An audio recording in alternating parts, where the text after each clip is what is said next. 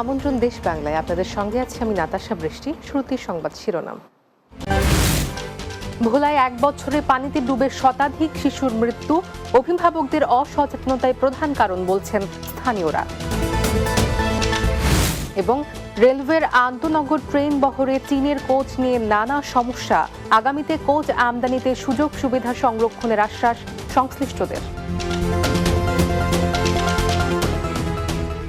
শুনছিলেন শিরোনাম, এবার বিস্তারিত।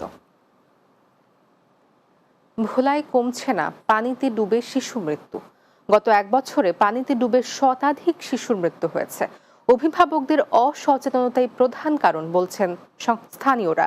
আর সিভিল সার্জন বলছেন, অভিভাবকদের সচেতন করতে বাড়ি বাড়ি গিয়ে কাজ করছে স্বাস্থ্য বিভাগের মাঠ কর্মীরা। ভোলা প্রতিনিধি মোহাম্মদ মামুনের প্রতিবেদন, জানাচ্ছেন সুরাইয়া সীমা। ভোলায় বেড়েই চলেছে পানিতে ডুবে শিশু মৃত্যুর ঘটনা। বাড়ির পাশে খেলতে গিয়ে ডোবায় পড়ে অথবা পুকুরে গোসল করতে নেমে শিশু মৃত্যুর ঘটনা ঘটছে। বর্ষা মৌসুমে এই মৃত্যুর হার আরও বেড়ে যায়। সরকারি হিসেবে গত 1 বছরে জেলায় 161 জন শিশু পানিতে ডুবে মারা গেছে। এভাবে প্রতিনিয়ত মৃত্যুর ঘটনায় উদ্বিগ্ন হচ্ছে সাধারণ মানুষ। সাঁতার না জানার পাশাপাশি অভিভাবকদের অসচেতনতাকেই দায়ী করছেন তারা। স্থানীয়রা জানায়, শিশু মৃত্যুর হার কমাতে অভিভাবকদের সচেতনতার কোনো বিকল্প নেই। পাশাপাশি সরকারি বেসরকারি সংস্থার এগিয়ে আসা জরুরি। ও নাতিটা 4.5 বছর বয়স, ওই ফুগুরো ফুরিয়া মরছে। বর্ষার মৌসুম আসলে যেভাবে বাচ্চাদের পানিতে ডুবে মৃত্যুর হার বাড়তেছে, আসলে উদ্বেগজনক হারে। অভিভাবকদের সচেতন করতে কাজ করছে স্বাস্থ্য বিভাগের মাঠ কর্মীরা। সাঁতার শেখার পাশাপাশি অভিভাবকদের সচেতন হওয়ার আহ্বান জানান জেলা সিভিল সার্জন। পারিবারিক অ্যাওয়ারনেস, সাঁতার শেখানো, ঘন্টা বেঁধে রাখা, বাচ্চাদেরকে দেখে রাখা। এর পাশাপাশি আমরা যে বাড়ি বাড়ি গিয়ে আমরা স্বাস্থ্য তথ্য দেই, ওই স্বাস্থ্য তথ্যর মধ্যে পানিতে ডুবে যে মৃত্যু, পানিতে না ডুবে ভালো থাকার জন্য বা সাঁতার ইত্যাদি বিষয়ে আমরা তথ্যগুলো দিতে চাই। জেলা সিভিল সার্জন অফিসের তথ্য মতে গত 1 বছরে ভোলা সদরে পানিতে ডুবে 12 জন, দৌলতখানে 16 জন, বোরহানুদ্দিনে 26, তজিমুদ্দিনে 8, লালমোহনে 28, মনপুরায় 13 ও চরফ্যাশনে 58 জন শিশুর মৃত্যু হয়। এর অধিকাংশই 1.5 থেকে 4 বছর বয়সী। Desk report, Bangla TV. বস্ত্র ও পাট মন্ত্রী জাহাঙ্গীর কবির নানক বলেছেন, বন্যার পানি নেমে যাওয়ার পর যে সমস্যাগুলো দেখা দেবে তা সমাধানের জন্য সরকার প্রস্তুত রয়েছে। সিলেটের বিশ্বনাথ উপজেলায় প্রধানমন্ত্রী শেখ হাসিনার পক্ষ থেকে ত্রাণ বিতরণকালে তিনি এসব কথা বলেন। এ সময় আরও বক্তব্য রাখেন প্রবাসী কল্যাণ ও বৈদেশিক কর্মসংস্থান প্রতিমন্ত্রী শফিকুর রহমান চৌধুরী, আওয়ামী লীগের সভাপতি মণ্ডলীর সদস্য সৈয়দা জেবুন্নেসা হক এবং জেলা পরিষদ চেয়ারম্যান নাসির উদ্দিন খান সহ জেলা ও বিশ্বনাথ উপজেলা আওয়ামী লীগের নেতৃবৃন্দ। সাধারণ মানুষের দুর্ভোগ লাঘবে ঈশ্বরদী রেল ক্রসিংয়ে আন্ডারপাস নির্মাণ, টেম্পো স্ট্যান্ড ও বঙ্গবন্ধুর মোরাল তৈরির সিদ্ধান্ত চূড়ান্ত হয়েছে বলে জানিয়েছেন পাবনা 4 আসনের সংসদ সদস্য গালিবুর রহমান শরীফ। রেলওয়ে পাকশি বিভাগীয় ব্যবস্থাপক শাহ সুফি নূর মোহাম্মদ ও পাকশি বিভাগীয় প্রকৌশলী 2 বীরবল মণ্ডলের ব্যবস্থাপনায় মোরাল তৈরির স্থান নির্ধারণ ও রেল ক্রসিং আন্ডারপাস এলাকা পরিদর্শন শেষে তিনি এসব কথা বলেন। এ সময় পাকশির ডিআরএম শাহ সুফি নূর মোহাম্মদ, পাকশি বিভাগীয় প্রকৌশলী 2 বীরবল মণ্ডল, ঈশ্বরদী উপজেলা প্রেস ক্লাবের সভাপতি ও জাতীয় সাংবাদিক সোসাইটির কেন্দ্রীয় নির্বাহী পরিষদের সাংগঠনিক সচিব তৌহিদ আক্তার পান্না সহ অন্যরা উপস্থিত ছিলেন। জগন্নাথপুরে বন্যায় ক্ষতিগ্রস্ত অসহায় পরিবারগুলোর মাঝে প্রবাসীদের অর্থায়নে বাংলাদেশ টিম পজিটিভের সহযোগিতায় ত্রাণ সামগ্রী বিতরণ করা হয়েছে।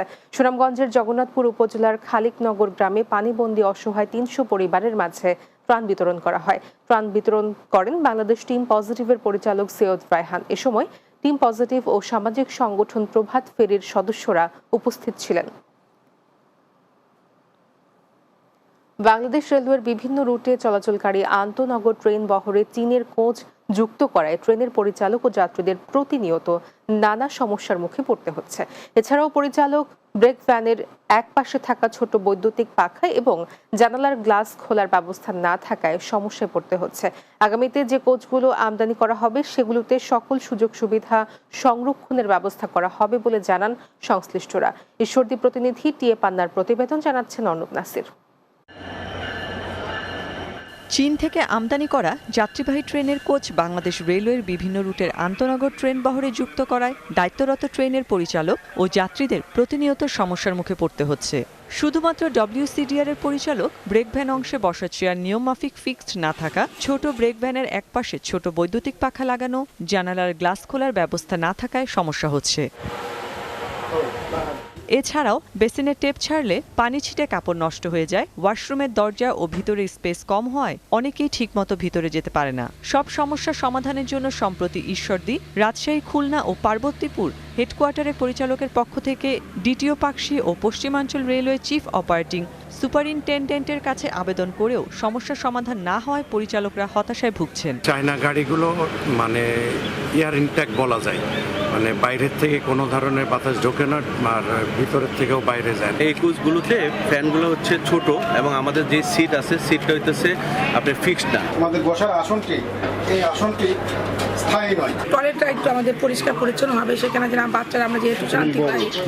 আগামীতে যে সমস্ত কোচ আমদানি করা হবে সেগুলো নকশার সকল বিভাগীয় কর্মকর্তার সমন্বয় করা হবে বলে জানান সংশ্লিষ্টরা।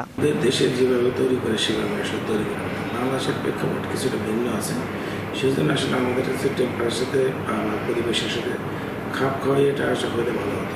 যে আগামীতে যে সমস্ত কোচ আমরা আমদানি করব সেটি সকল বিভাগের কর্মকর্তা সমন্বয়ে এই ডিজাইনটি পরিচালনা করে একটি সমন্বিত নকশা প্রণয়ন করা হবে।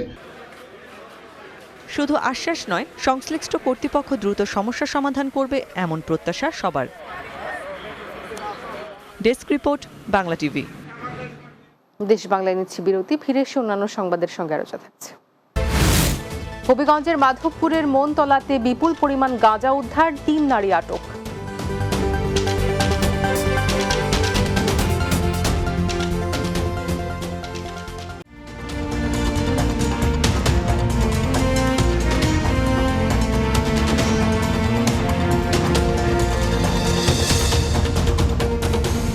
দেশ বাংলায় স্বাগত আরও একবার। হবিগঞ্জের মাধবপুরের মনতলাতে বিপুল পরিমাণ গাঁজা সহ জেসমিন আক্তার ও শারমিন আক্তার ও সাজেদা বেগম নামে 3 নারীকে আটক করা হয়েছে। মাধবপুর থানার পুলিশ পরিদর্শক আতিকুর রহমান জানান, হরসপুর মাধবপুর সড়কের মনতলা পূর্ব বাজারে সিএনজি অটোরিকশা তল্লাশি করে 12 কেজি গাঁজা সহ ওই নারীদের আটক করা হয়। গাঁজার প্যাকেটগুলো তাদের দেহে বাঁধা ছিল। তাদের বিরুদ্ধে মাদকদ্রব্য নিয়ন্ত্রণ আইনে মামলা দায়ের করা হয়েছে। জয়পুরহাটে 4র্থ শ্রেণীর এক মাদ্রাসার ছাত্রীকে ধর্ষণের অভিযোগে আটককৃত ব্যক্তির সুষ্ঠু বিচারের দাবিতে মানববন্ধন করেছে বিভিন্ন এনজিও ও সামাজিক সংগঠন। শহরের 0 পয়েন্টের পাঁচুর মোড়ে মানববন্ধন অনুষ্ঠিত হয়। এ সময় বক্তব্য রাখেন জেলা এনজিও সমন্বয়কারী আরিফ হোসেন, জাসকো ফাউন্ডেশন সদর থানার সভাপতি হযরত আলী সহ বিভিন্ন বেসরকারি এনজিও ও সংস্থার সদস্যরা। প্রসঙ্গত, কাশিয়াবাড়ি এলাকার একটি বেসরকারি মাদ্রাসার প্রতিষ্ঠাতা আজিজুল হক ফেন্সি 4র্থ শ্রেণীর এক ছাত্রীকে ধর্ষণ করেন। পরে ধর্ষণের অভিযোগে ছাত্রীর বাবা মামলা করলে অভিযুক্ত আজিজুল হক ফেন্সিকে গ্রেপ্তার করে পুলিশ। মুক্তিযোদ্ধাদের সাংবিধানিক মর্যাদা ও মাসিক সম্মানী ভাতা 50,000 টাকা এবং তাদের সন্তানদের 30% কোটা সহ 9 দফা দাবিতে ময়মনসিংহে সংবাদ সম্মেলন করেছেন মুক্তিযোদ্ধারা। ময়মনসিংহ প্রেস ক্লাব মিলনায়তনে আয়োজিত সংবাদ সম্মেলনে লিখিত বক্তব্যে এসব দাবি জানান ময়মনসিংহের মুক্তিযোদ্ধাদের পক্ষে সদস্য সচিব মুক্তিযোদ্ধা মোহাম্মদ কামাল পাশা। এ সময় আহ্বায়ক মুক্তিযোদ্ধা সাদিকুর রহমান, সাবেক কমান্ডার সেলিম সরকার, রবার্ট ও মুক্তিযোদ্ধা জিয়াউদ্দিন আহমেদ সহ অর্ধশতাধিক মুক্তিযোদ্ধা উপস্থিত ছিলেন। লিখিত বক্তব্যে অবিলম্বে 9 দফা দাবি বাস্তবায়ন না হলে কঠোর আন্দোলনের হুঁশিয়ারি দেন নেতৃবৃন্দ। চাঁদপুরে বঙ্গবন্ধু শেখ মুজিবুর রহমান আন্ত কলেজ ফুটবল টুর্নামেন্টের উদ্বোধন করা হয়েছে। চাঁদপুর স্টেডিয়ামে জেলা প্রশাসন ও জেলা ক্রীড়া অফিস আয়োজিত টুর্নামেন্টের উদ্বোধন করেন জেলা প্রশাসক কামরুল হাসান। এ সময় সরকারি কর্মকর্তা, জনপ্রতিনিধি ও বিভিন্ন কলেজের শিক্ষক শিক্ষার্থীরা উপস্থিত ছিলেন। টুর্নামেন্টে 8 উপজেলার 8টি কলেজ অংশ নেয়। শেষ করব দেশ বাংলা, যাওয়ার আগে শিরোনামগুলো জানিয়ে দিচ্ছি আরও একবার। ভোলায় 1 বছরে পানিতে ডুবে শতাধিক শিশুর মৃত্যু, অভিভাবকদের অসচেতনতাই প্রধান কারণ বলছেন স্থানীয়রা।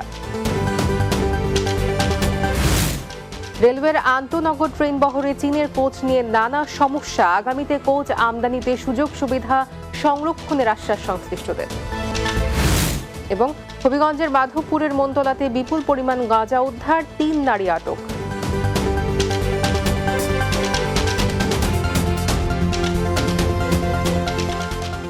এই ছিল দেশ বাংলায়। আমাদের পরবর্তী সংবাদ বিকেল 4টা 30 মিনিটের দিনের বাংলা দেখার আমন্ত্রণ রইল। এতক্ষণ সঙ্গে থাকার জন্য ধন্যবাদ সবাইকে।